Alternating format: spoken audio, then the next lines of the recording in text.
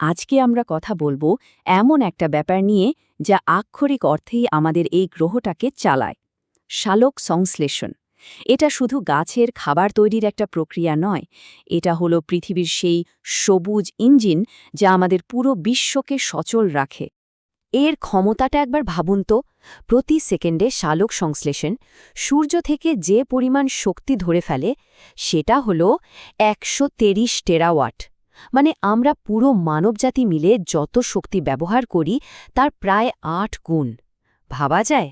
শুধু শক্তিই না, এরা বাতাস থেকে কার্বন নিয়ে সেটাকে জীবন্ত জিনিসে পরিণত করে। আর বছরে তার পরিমাণ কত জানেন? ১০০ বিলিয়ন টন। বিশাল একটা ব্যাপার। তো এই সব বিশাল বিশাল সংখ্যা তো শুনলাম, কিন্তু আসল প্রশ্নটা হলো পৃথিবীর সবচেয়ে পুরনো আর সবচেয়ে সফল এই সোলার টেকনোলজিটা আসলে কাজ করে কিভাবে? এর ভেতরের রহস্যটা কি? আচ্ছা, চলুন তাহলে এর গভীরে ঢোকা যাক।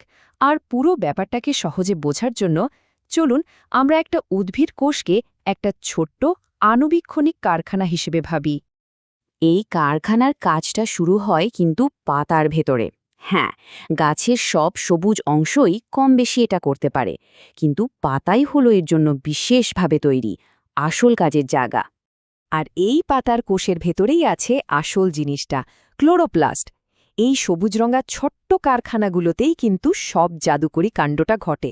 ভাবুন, একটা সাধারণ পাতার কোষে এরকম ১০টা থেকে ১০০টা পর্যন্ত কারখানা থাকতে পারে। যে কোনো কারখানার মতোই এটারও কিছু কাঁচামাল লাগে। খুবই সাধারণ ৩টা জিনিস, কিন্তু অপরিহার্য। প্রথমটা হলো সূর্যের আলো, মানে কারখানার শক্তি। এরপর আছে জল, যা ইলেকট্রন দেয়। আর সবশেষে কার্বন ডাই অক্সাইড, যেটা দিয়ে মূল জিনিসটা তৈরি হবে। তো কাঁচামাল তো চলে এলো, এখন চলুন দেখি কারখানার প্রথম ধাপে কি হয়। এই ধাপটা পুরোটাই হলো শক্তি জোগাড় আর সেটাকে রূপান্তরিত করা নিয়ে। প্রথম ধাপটাকে বলা হয় আলোক নির্ভর বিক্রিয়া। সোজা কথায় এটা হলো কারখানার পাওয়ার হাউস বা জেনারেটর রুম। এখানে সূর্যের শক্তিকে ধরে রাসায়নিক শক্তিতে বদলে ফেলা হয়। আর এই পুরো কাজটা হয় ক্লোরোপ্লাস্টের থাইলাকয়েড মেমব্রেন নামের একটা জায়গায়। তাহলে এই পাওয়ার হাউসে ঠিক কি কি ঘটে দেখুন। প্রথমেই ক্লোরোফিল নামের সবুজ রঞ্জক সূর্যের আলো শোষে পায়। এরপর জলের অণুগুলোকে ভেঙে ফেলা হয়।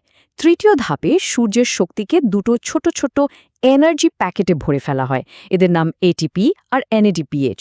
আর এই সব কিছুর পর একটা বাই প্রোডাক্ট হিসেবে অক্সিজেন বেরিয়ে আসে, যেটা আমাদের নিঃশ্বাস নেওয়ার জন্য জরুরি। আচ্ছা, পরের ধাপে যাওয়ার আগে চলুন এক নজরে এই দুটো অ্যাসেম্বলি লাইনের পার্থক্যটা বুঝে নিই। প্রথমটা মানে আলোক বিক্রিয়া হচ্ছে থাইলাকয়েড মেমব্রেনে, আর এর কাজ হলো আলো থেকে শক্তি ধরা। আর দ্বিতীয়টা কেলভিন চক্র, সেটা হয় স্ট্রোমা নামের তরলে, আর এর কাজ হলো চিনি বা শর্করা বানানো। একটা শক্তি যোগায়, আরেকটা সেই শক্তি দিয়ে জিনিস বানায়। সহজ, তাই না? তো কারখানার পাওয়ার হাউস চালু হয়ে গেছে, এনার্জি প্যাকেটও রেডি। এখন সময় প্রোডাকশন লাইনে যাওয়ার। চলুন দেখি বাতাস থেকে কিভাবে আসল জিনিসটা তৈরি হয়। এই দ্বিতীয় ধাপটার নাম হলো কেলভিন চক্র। এটা হলো কারখানার আসল অ্যাসেম্বলি লাইন, যেখানে চিনি তৈরি হয়। মজার ব্যাপার হলো এ ধাপে সরাসরি আলোর দরকার হয় না।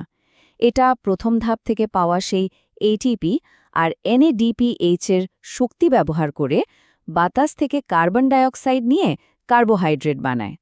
ব্যাপারটাকে আমরা একটা সহজ ৪ ধাপের অ্যাসেম্বলি লাইন হিসেবে ভাবতে পারি। প্রথম ধাপ, ধরা।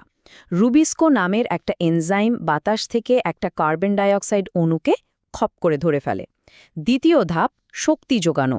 ওই যে এটিপি আর এনএডিপিএইচ, সেই এনার্জি প্যাকেটগুলো এসে শক্তি ঢেলে দেয়। তৃতীয় ধাপ, তৈরি করা। এই শক্তি ব্যবহার করে কার্বনকে একটা ৩ কার্বনের চিনিতে পরিণত করা হয়। আর শেষ ধাপ, রিসেট। বাকি অণুগুলোকে আবার আগের মতো সাজিয়ে রাখা হয়, যাতে চক্রটা আবার চলতে পারে। কি দারুণ একটা সিস্টেম! তো আমরা একটা ছোট্ট কোষের ভেতরে একটা আণুবীক্ষণিক কারখানার কথা বললাম, কিন্তু প্রশ্ন হলো এই অতি ক্ষুদ্র প্রক্রিয়াটা আসলে কেন এত গুরুত্বপূর্ণ? আমাদের জীবনে এর প্রভাবটা ঠিক কোথায়? পৃথিবীর এই সবুজ ইঞ্জিনের তৈরি করা জিনিসগুলো কিন্তু আমাদের অস্তিত্বের জন্য অপরিহার্য। ভাবুন তো, আমরা প্রতি মুহূর্তে যে অক্সিজেন নিচ্ছি সেটা কিন্তু এই প্রক্রিয়ারই একটা বাই প্রোডাক্ট। এই গ্রহের প্রায় সমস্ত খাদ্য শৃঙ্খলের শুরুই হয় এখান থেকে। আমরা যে খাবার খাই তার শক্তিটাও আসলে এখানেই তৈরি হয়। এমনকি কোটি কোটি বছর আগেকার বায়োমাস জমে যে জীবাশ্ম জ্বালানি তৈরি হয়েছে সেটার উৎসও কিন্তু এই সালোক সংশ্লেষণই। উদ্ভিদরা কোটি কোটি বছর ধরে এই প্রক্রিয়াটাকে নিখুঁত থেকে নিখুঁততর করে তুলেছে। ভাবার বিষয় হল প্রকৃতির এই অসাধারণ সৌর প্রযুক্তি থেকে আমরা আসলে কি শিখতে পারি, এটা আমাদের ভবিষ্যতের জন্য কি পথ দেখাতে পারে।